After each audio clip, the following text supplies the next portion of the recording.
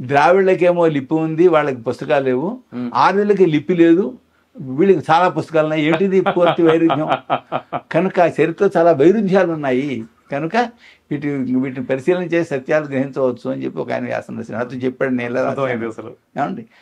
కానీ ఇంతకీ ఇక్కడ విశేషం ఏంటంటే, ఇంతకీ తేజ్ బహదూర్ని ఎందుకు ఊరి తీశారు? చరిత్రలో ఏమని రాశారు, అక్కడ ఏమనుంది? చరిత్రలో రాసింది అంటే ఆయన దొంగతనాలు చేశాడు కనుక ఊరి తీశారు అని రాశారట. వాళ్ళు సిక్కులు చెప్పిన అంశం ఏంటంటే, సంత్ తేజ్ బహదూర్ దగ్గరికి కొందరు హిందువులు వచ్చి, ఏమండి మతం మారకపోతే మీ కుటుంబాలని మిమ్మల్ని చంపేస్తూ ఉంటున్నారు ఢిల్లీ సుల్తాన్ గారు, ఏం చేయాలి, మాకు దారి చెప్పండి అని అడిగట. అడిగితే నేను సంతుని నేను ఏం చేస్తాను అన్నారు. ఆయన కుమారుడు గోవింద సింగ్, ఆయన చిన్నపిల్లాడు, నాయనగారు వాళ్ళ కోసం మనం ఎందుకు బలిదానం చేయకూడదు అని చెప్పని అడిగాడు ఆయన. ఆ మాట తీసుకుని తన 4 శిష్యులను వెంట పెట్టుకుని ఈ సంత్ తేజ్ బహదూర్ గారు ఢిల్లీ వెళ్ళారు. ఆయన ఉద్దేశం ఏంటి, మా సంప్రదాయంలో మాకు కావాల్సినంత జ్ఞానం ఉంది కనుక మతం మారవలసిన అవసరం లేదు అని.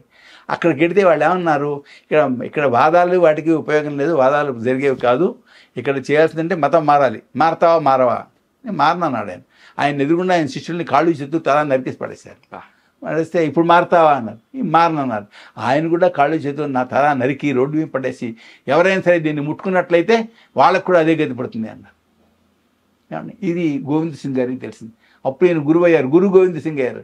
ఆయన ఏం చేశారు, బాబు మీ పిల్లాన్ని నాకివ్వండి, మీ పిల్లాన్ని నాకివ్వండి అంటూ సంఘంలో ఉండేటువంటి అన్ని వర్ణాల యొక్క పిల్లల్ని తీసుకుని వాళ్లకు యుద్ధ విద్యలో తర్ఫీదు ఇచ్చి ప్రభుత్వాన్ని ఎదిరించడం ప్రారంభించారు.